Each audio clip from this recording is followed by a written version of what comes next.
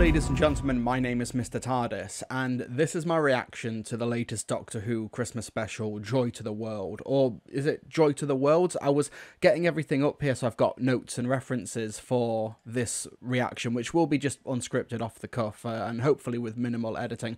But I saw on the Wikipedia page, you've got the Disney Plus poster, Joy to the Worlds, and instead of correcting it when fans started asking, is it Joy to the World or Joy to the Worlds, the Disney Plus social media teams were just, oh, you got to watch the episode to find out, which I don't think it bodes well for a show when it's like international distributor Disney Plus can't even get the title right, and rather than correct it, they just lean into it for social media engagement. I don't think that's a good sign for the show.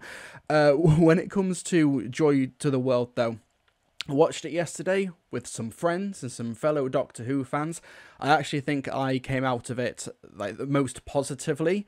And I still think that Joy to the World was an excessively mid Doctor Who episode. The most Christmas Doctor Who episode of all time. I don't know. If my thoughts are a bit disjointed, it's because I just figured I'd pop the camera on and just stream of consciousness it. And I can't tell you what's in this mug because I will breach YouTube's terms of service. So, incidentally, Merry Christmas to all of you at home. So, yeah, I think I was the most positive in my room of friends and companions and compatriots and family who watched Joy to the World.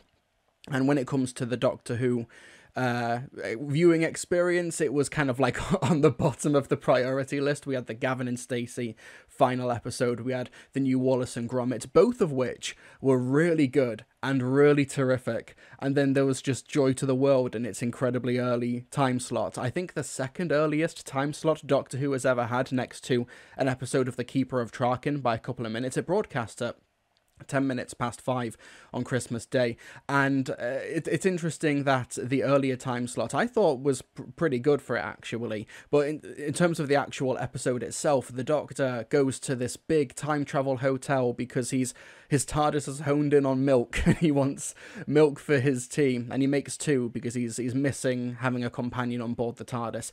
And one of my first thoughts when watching the episode was that he goes into this big TARDIS, this massive, huge, impressive Bad Wolf set that, despite the incredible LED lights, doesn't have a lot of character to it. And I've been thinking for the whole season, it needs a hat stand or something. But no, he just throws his coat on the rail that surrounds the central console. No, have a coat stand, have a hat stand, crying out loud.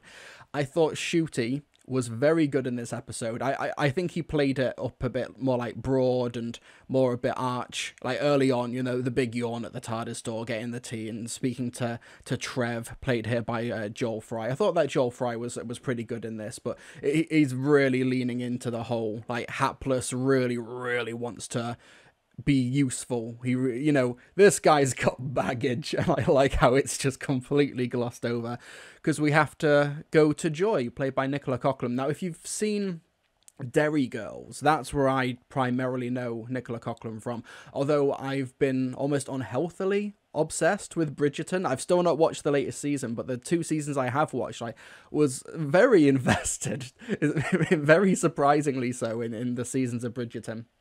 Really been enjoying those a lot. And I thought that she was okay here, but because she spends half of the episode possessed by this briefcase, I think that she didn't really get that much of a chance to shine. Believe it or not, the actual standout here was actually Anita, who was the hotel receptionist on Earth in 2024, Steph Diwali. I think that she kind of stole the show here. She gets the funniest line of the special when the Doctor, the Silurian, and Joy are fighting over the briefcase in the hotel room, and she walks in, and she's like, I'm so sorry, this has never happened before.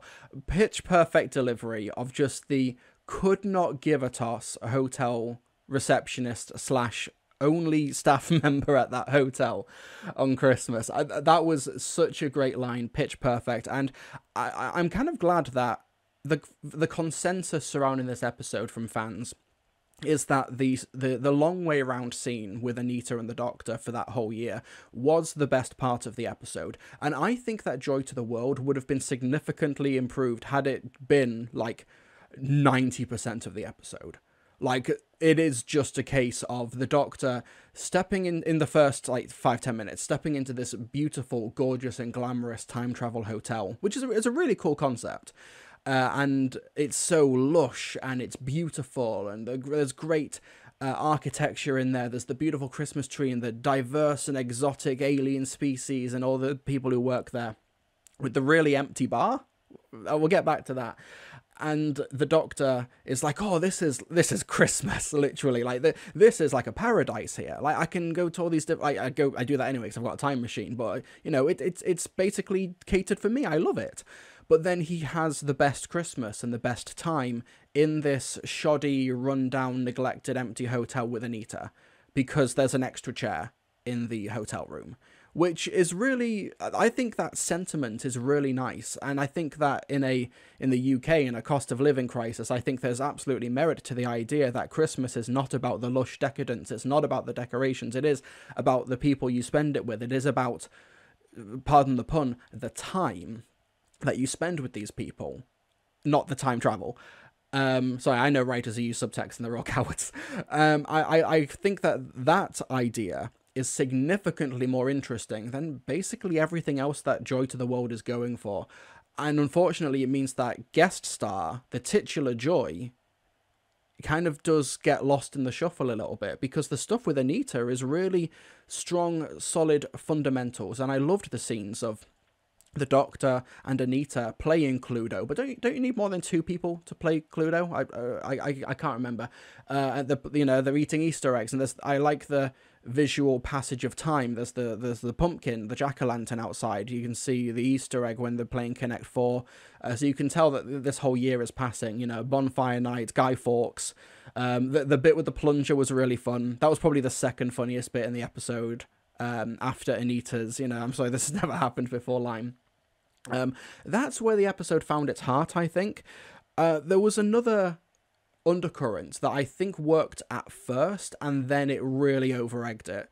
And that was the righteous fury against those in power during the coronavirus pandemic in the UK. For those, I don't know how it will play to international audiences, but in the UK, for those of you who don't know, during the lockdowns that happened in the UK, while people were dying, while, the Prime Minister literally said, let the bodies pile high in their thousands, almost like a Doctor Who villain, but he said it, and it's kind of traumatic.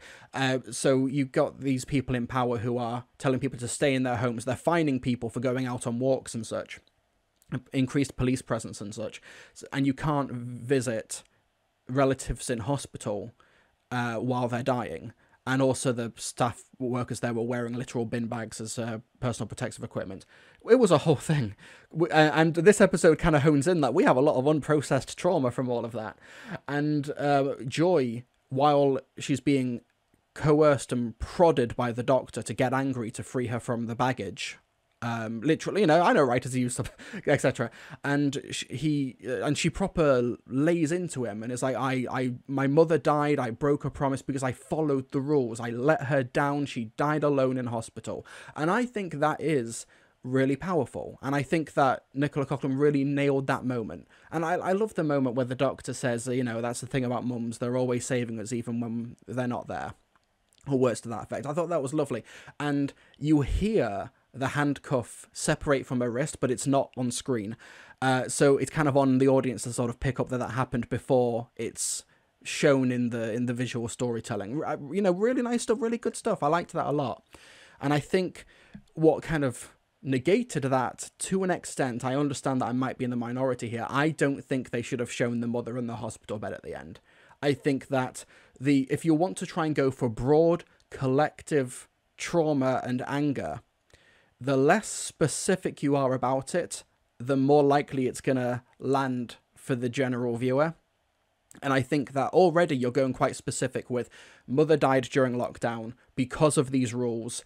They were partying. She even mentions the wine fridges, which was a whole thing where the people in Downing Street in the UK, the politicians and everyone they were drinking so much and having so many parties in Downing Street that they had to go out and, with taxpayers' money, buy more wine fridges. So, you know, they already are going quite specific there, and I think they approach the line tactfully.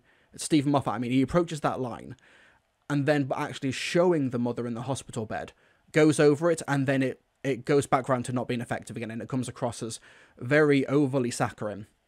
And also, I don't want to say distasteful, that's the wrong word, but it does kind of feel like, oh, we're going to throttle you now, going to get you now.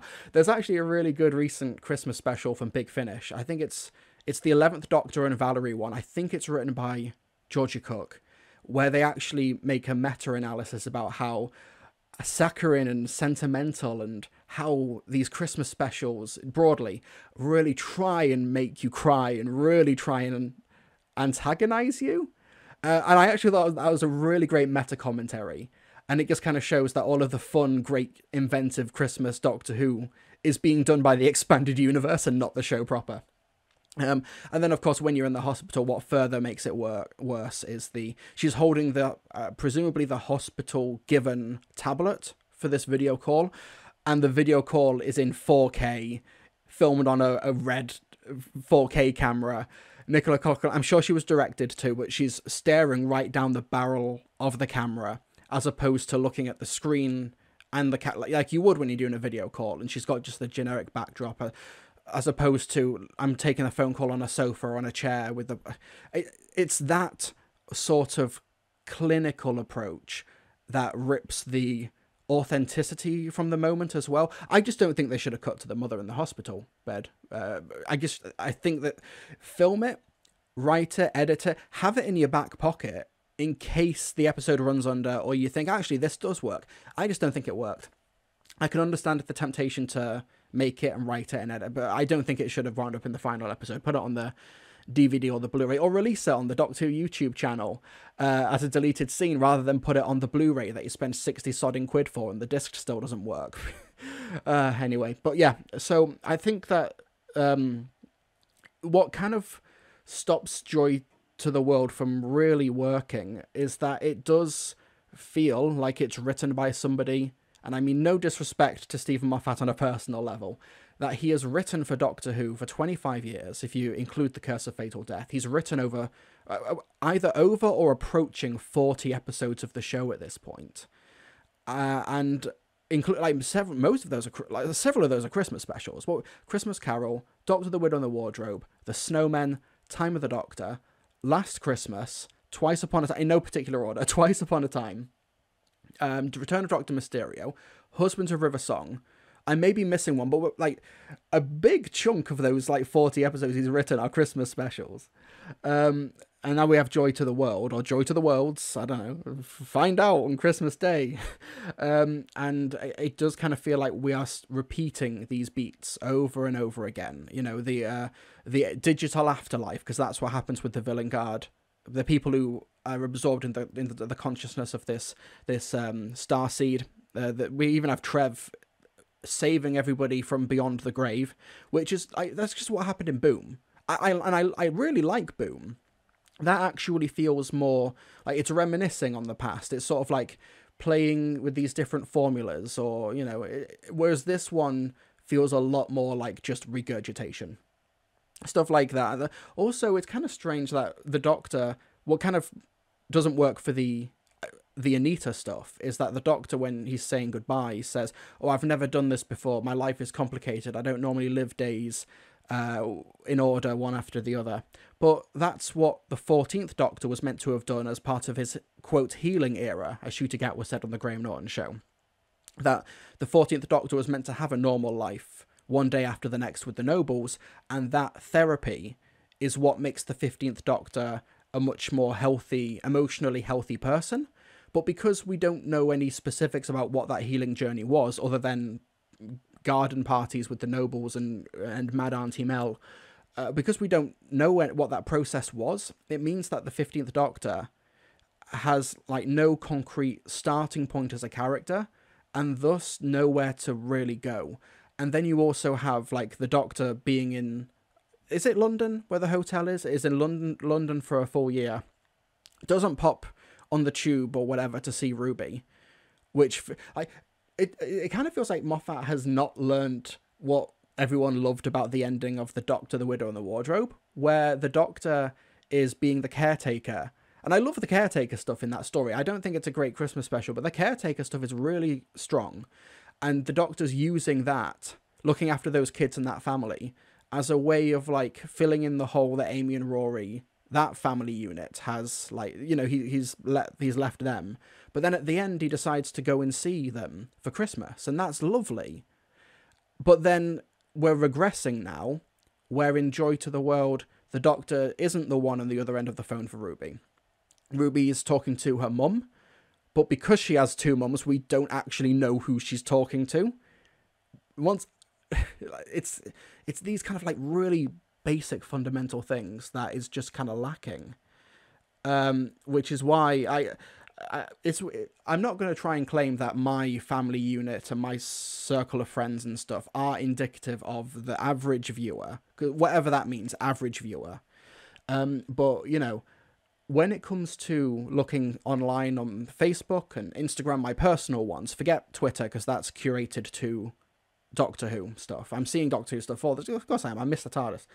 But then, for the average viewer, quote, I'm seeing everyone talking about Gavin and Stacey, everyone talking about Wallace and Gromit, and those were great specials. I loved those. Doctor Who was a low point for the day for TV, admittedly. Everyone's talking about how great those were, and even a bit of smattering of EastEnders. I've no idea what happened in EastEnders, don't care. No disrespect, I don't care.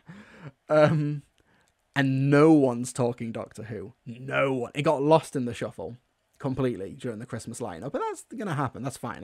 I get it. I'm not trying to make excuses for why or what. It just did. It just happens. But I think it's because Joy to the World just didn't really have anything to really hone in on or focus on. There were a couple of moments of really nice, like, there's some nice moments, some nice catharsis, but no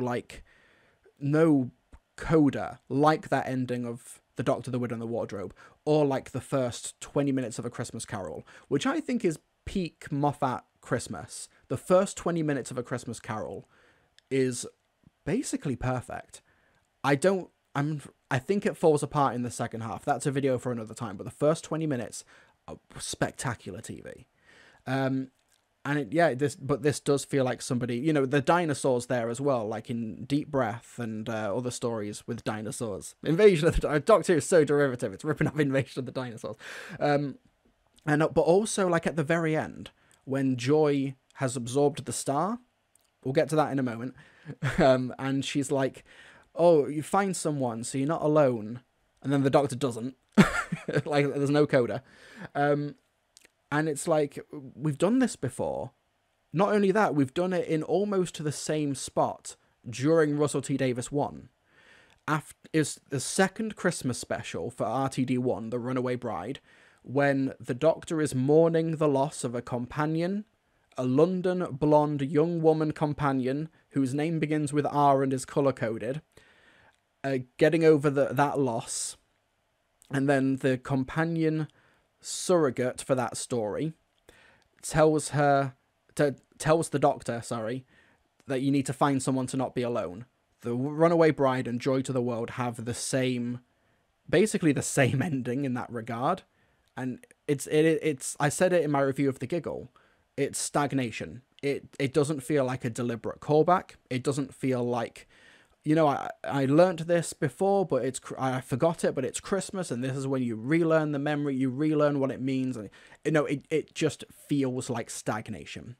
And not only stagnate, it's not just repeating, it's actively a weaker version of it, because Joy is not as well-defined a character as Donna Noble was in that special.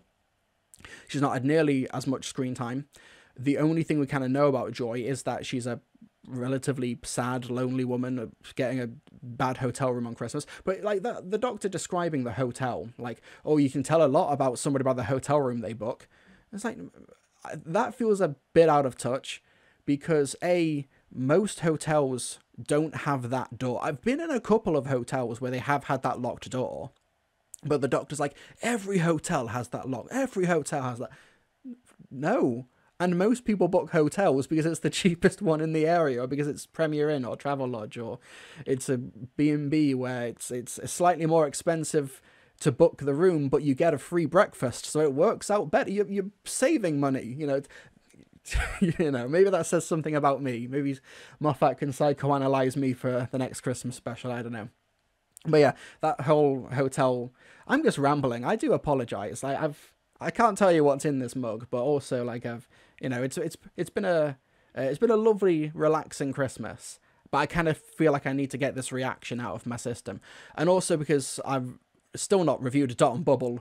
Not I want to talk about Dot and Bubble. I've got the review written and mostly recorded. I guess it's been a busy period, but yeah. So yeah, the pivot is weird as well for the story when they set up Villengard as wanting to have this star seed. I don't even know what the flesh will rise thing was alluding to, apart from an erection joke. I think that was literally it. And then it's like, okay, Villengard, biggest weapons manufacturer. And I understand the Doctor not taking Villengard down. I mentioned this in my review of Boom, a story which I really like, Boom. So he stops this particular moment, this particular issue, the problem of the week. But he doesn't take down Villengard the institution. And the reason he doesn't do that is because he already has. Alluded to in the Doctor dances, where the Doctor's like, yeah, Villengard, weapons manufacturer, whole reaction went critical, there's a banana grove there now. And in Expanded Universe, it said that was the War Doctor who did that. So, he doesn't need to take down Villengard because he already has. This is just a chapter earlier on, this timey-wimey.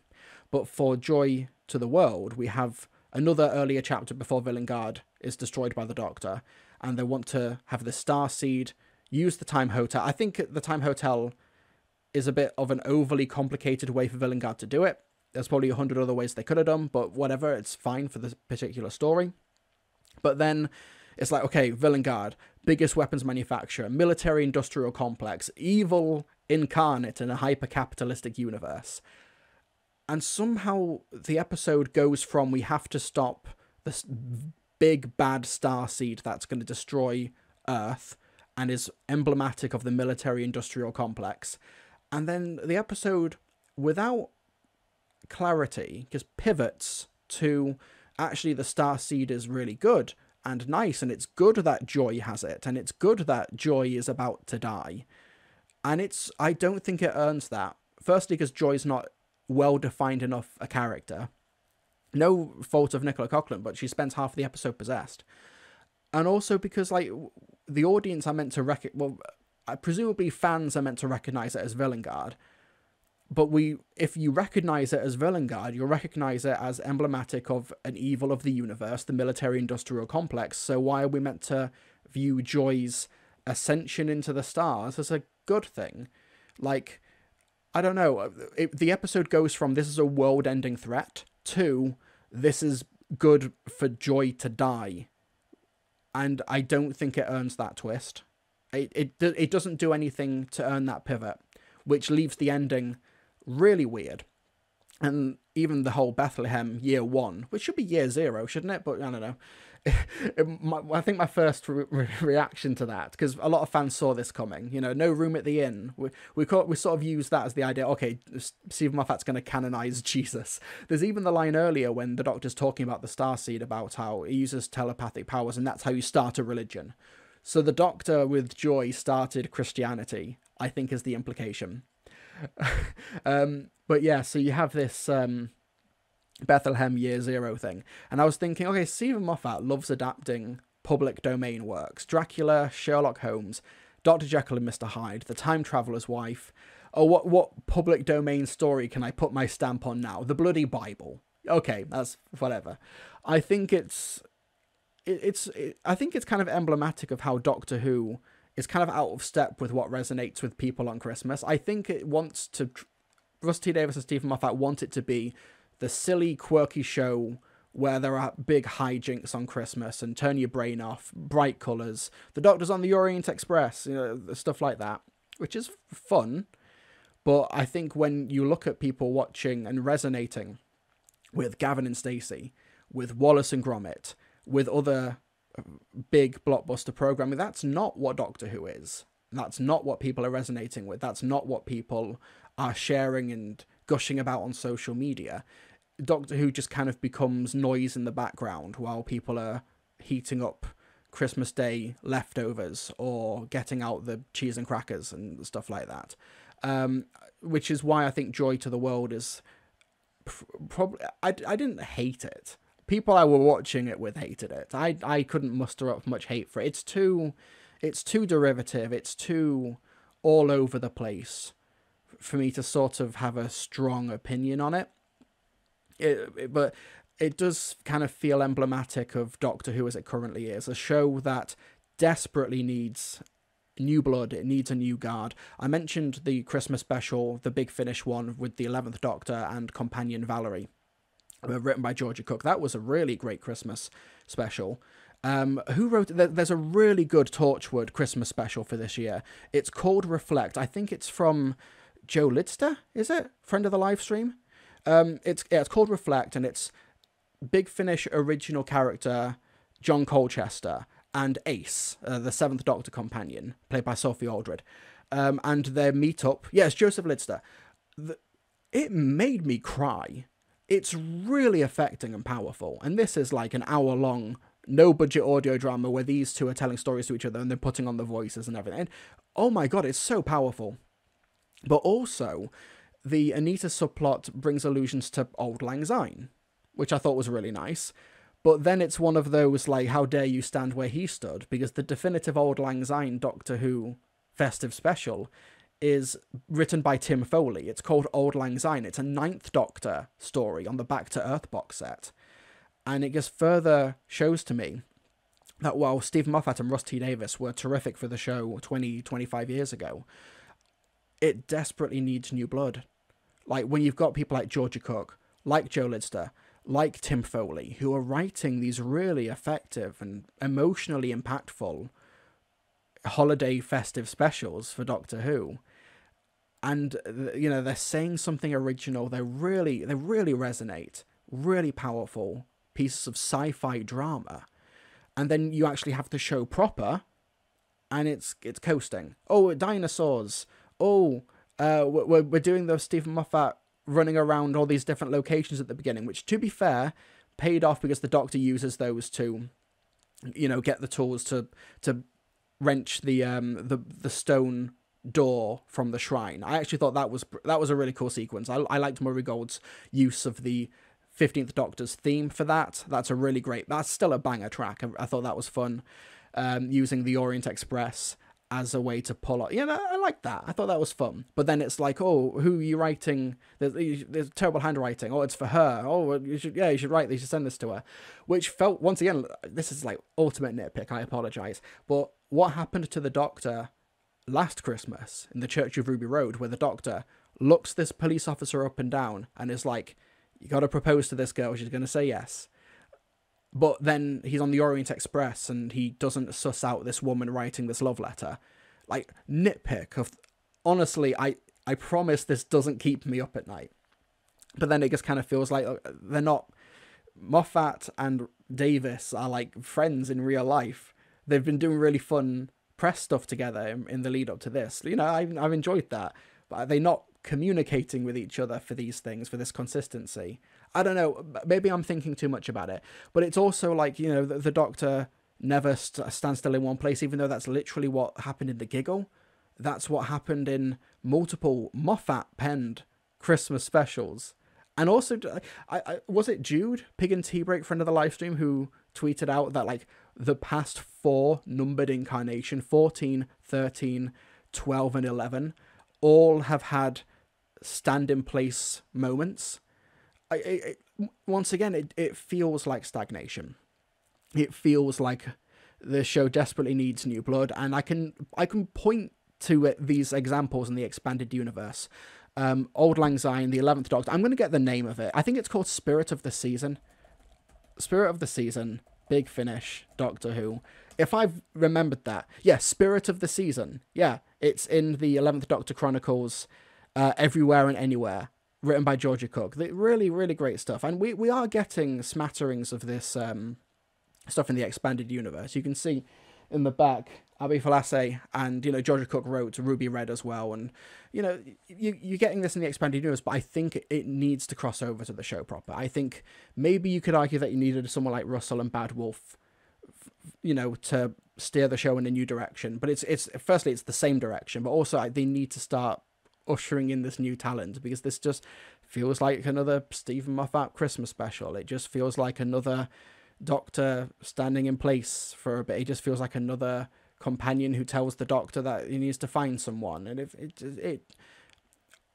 it wasn't for the fact that Doctor Who YouTuber was my job, I probably would never watch this special again. In one ear and out the other, off we go. But I'm going to have to rewatch this again in a few weeks or a month or two's time when I get around to the reviews.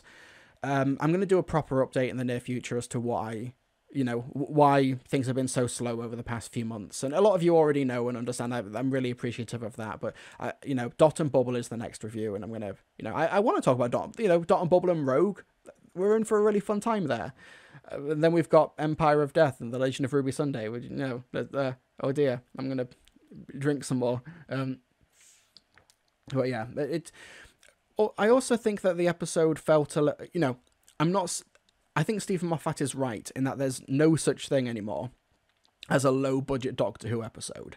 But when you look at the components of Joy to the World, it's like, okay, there's like 2 or 3 really detailed sets, but and it's kind of hopping between these sets. The main atrium, the hotel that the Doctor spends a year in, and the 65 billion years ago set. And and there's a few smatterings of other ones that you can rent from the BBC props department. We're back in the 1960s peak Doctor Who, baby. That was another thing. So I have a feeling that in future marathons or in future rewatches, and I'm talking like 15, 20 years time, when people watch Joy to the World, and they'll look at like the really small cast, in terms of like speaking cast members, and also how so much of the episode is just like a two-hander, whether it's the Doctor and Joy or the Doctor and Anita. They'll look back and think, oh, this was filmed during COVID restrictions. But then they'll watch it, and then Joy will have the monologue about her mother dying. And they're, oh no, this can't have been then. This is reacting to the pandemic. But then when you've got scenes like in the bar early on, in that little setting where Trev gets the briefcase attached to him, which I thought that's like a really cool bit of like visual stuff you never really noticed before. If somebody is holding a suitcase and like puts it, you'll just instinctively go to grab it.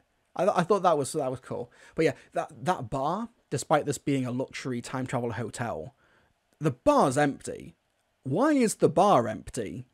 Stuff like that. It kind of makes you think, okay, this might have been the low-budget Doctor Who for the year, which Moffat's right. There is no such thing as a low-budget Doctor Who. You have to watch like Dot and Bubble to understand that there is no such thing as low-budget Doctor Who anymore.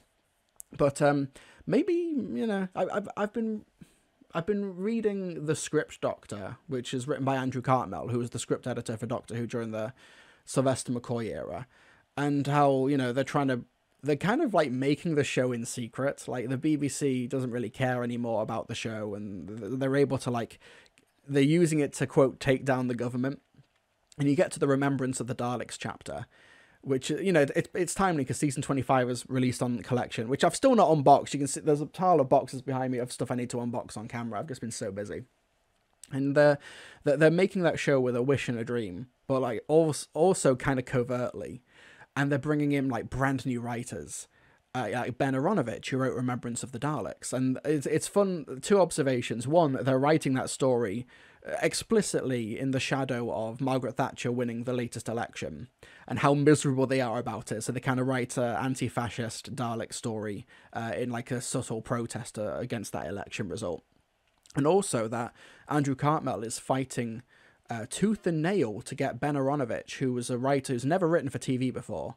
Remembrance of the Daleks is like his first ever TV credit, and it's a stone cold banger. It's like a 10 out of 10 story that is regarded as one of, if not the best story of the 80s, and it's from a first time writer. And Andrew Cartmel is like, we've got this really incredible talent here who we need to like nurture and look after, and get his vision out, and really get this terrific story out of this really gifted, unknown, untested writer.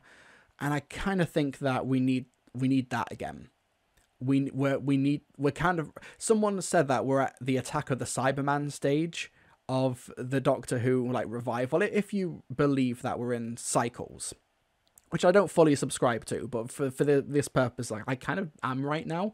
We're at the Attack of the Cybermen cycle, where it's regurgitating, it's alienating to the quote average viewer, and now we need to get to the Andrew Cartmel, Sylvester McCoy period where, you know, the BBC aren't really, you know, they'll make it because they don't have another genre family-friendly TV show at the moment. So that, you know, the Doctor Who keeps that going. And, you know, it's doing incredibly well in terms of licensing. It's their biggest moneymaker, or one of their biggest moneymakers, so they're going to keep doing it. But that's kind of why they're doing it. They're kind of not really paying much attention right now, to the extent where their biggest international distributor doesn't even know the title of the story of the big seasonal Christmas. It doesn't bode well. We're in Attack of the Cybermen stage right now, and hopefully we get to the Andrew Cartmel. Let's get the new talent, the new writers, people who have never got a TV credit, or have minimal ones, or just have a really distinctive voice. Just something different. We need that difference now. There's the people who've been writing the show are the same people who've been writing it for in Moffat's case, if you count Curse of Fatal Death, 25 years. The same beats. Even the trailer, or like the preview clip for the next season, where we meet Belinda and she's working in a hospital, it's just Martha Jones again. Like, crying out loud. And of course, like, Ruby Sunday is now maybe working at UNIT. Okay, so all of the companions are just going to UNIT now. It's the same thing, and on a show with limitless possibilities, and it should be a fountain of creativity, and it has a loyal fan base who will keep it going. So even if that creativity and the experimentation backfires, it's fine. We'll pick it up next week, and we're just not at that stage right now, which is why one of the best stories of the last season were Church on Ruby Road, which I think is a strong Christmas special, significantly better than Joy to the World. If we're doing like a tier, like Joy to the World is probably mid to lower end. It's like Doctor Wood in the Wardrobe area. It's not quite as soul destroying as Twice Upon a Time or The Snowmen, but it's also, you know, it's maybe above Last Christmas. I don't know, but that's a story for another time. Yeah. So yeah, we need that fresh blood, even if it's just like Russell T Davies is like a producer and script editing or something, and it's like, let's bring in these brand new, there are rumors that we have some new writers for the next season. I'm hearing rumblings of a couple of names, which one of them excites me. We'll see. I don't know. Yeah, I kind of wanted to get this out of my system, this reaction, because I love Doctor Who, but what I'm loving about Doctor Who right now is not really found in the TV show proper. It's about in its rich, brilliant history. It's going back to, with the Hartnell Marathon, like going back to these stories and these creatives. Like, even if the story itself doesn't really work, like maybe the massacre or the Sensorites and stuff, it's like these people were really passionate about this subject or this place in time, or they had a really interesting history. The guy who directed The Reign of Terror, who like survived a genocide, and it's like, okay, so now we're going to do a story about revolution, stuff like that. That's really fascinating, and it comes through in the work. And the expanded universe stuff, like the Tim Foley should be writing for the show. The fact that Tim Foley writing back-to-back banger and banger and banger and banger, including a terrific New Year's Day special for the Ninth Doctor, is not writing for the show itself, is, in my opinion, it's criminal. Someone send the authorities to Bad Wolf. Someone send PC Macintosh from Wallace and Gromit to Bad Wolf and arrest that man. I think that Rusty Davies is a good showman, but even there was a commentary thing, wasn't there? Was it for Boom or something else, when he's with Stephen Moffat and he's like, "Oh, I've seen your script for the Christmas special," and the Doctor's like really angry. We see a really angry side to that. Did that happen? Was that just another lie? I don't know. It's really mismatched, complicated feelings. And I'm not, like I said, I don't think that my friend group is indicative of the broader viewing public. But during season 1, Every week I'd get like texts from people saying, oh, what do you think of Doctor Who? You know, who is Sutek and why should I care? You know, I got a lot of that during season 1. Even my bloody father-in-law messaged me after the broadcast of the War Games in Colour. I was like, what do you think of that? You know, joy to the world? Fucking nothing. No, no one's talking about it. And considering that the overnight viewing figures are in, and that it didn't make the top 5, understandable. It was Wallace and Gromit and Call the Midwife and Gavin. It placed pretty much where I expected it to. It was still viewed more overnight than all of the 7 days for all of season 1, including Space Babies, but still significantly down, about 600 700k down from the overnights for the Church on Ruby Road. But like, okay, this is when Doctor Who puts its best foot forward. Most people are watching it, and like, no one cares. There's not enough. There's not enough in the episode to care about. There's not enough to cling on to. There's not enough to get invested in. Instead, everyone's talking about how much they love the character stuff in Gavin and Stacey, how much they invested in these characters over years, admittedly, but still, like, and Wallace and Gromit, just great, fundamental, strong storytelling. And then Doctor Who's in the lineup, and it's just not there. TV has really upped its game in the past like 10-15 years, and Doctor Who has kept up for the most part, but in the past few years it just doesn't seem to have anything on its mind. It doesn't really have anything to say, and apart from, oh, here's something we did 20 years ago. Yep. Oh dear. Anyway, this sounded more depressing than I wanted it to. I promise I didn't intend for this to be an existential. I don't think this is like end of Doctor Who, but my God, we need a new team. We need a team that hasn't been writing Doctor Who since before most of the target audience were even born. So yeah, and it's out there. Go listen to, not sponsored by Big Finish, but go listen to Auld Lang Syne by Tim Foley. Go listen to Spirit of the Season by Georgia Cook. Go, go read the Jodie Hauser comics as well. Those are really good. Especially if you think that, it was just the writing for Jodie Whittaker. Jodie Hauser's got the writing down for the 13th Doctor. Really, really strong stuff. It was not as depressing a viewing experience as Twice Upon a Time, which I've spoke about this before. Watched it with family. And they're watching it because they know I want to watch it. So, oh yeah, let's do what Will wants to do and watch this. And like, we're half an hour into Twice Upon a Time, and everyone in my family is hating it, and they're there because of me. So it wasn't as bad as that, but oh dear. I like Church on Ruby Road though. I like Boom, but yeah. Like I said, if Doctor Who YouTuber wasn't my job, in one ear and out the other, would probably never watch it again. Anyway, Merry Christmas, Happy Holidays, Happy New Year. I'm away traveling and seeing family for the next few days, and I've got Christmas Eve plans and stuff, and I've got a couple of jobs lined up for work and stuff, but I'll see you folks next year. We'll do a big intro to 2025 live stream and a big update video on what the future of the channel is. Love you all. You all take care. Let me know your thoughts on Joy to the World in the description and the comment section below. Like, subscribe, etc, etc. YouTube memberships, Patreon, etc. You all take care. See you all next time.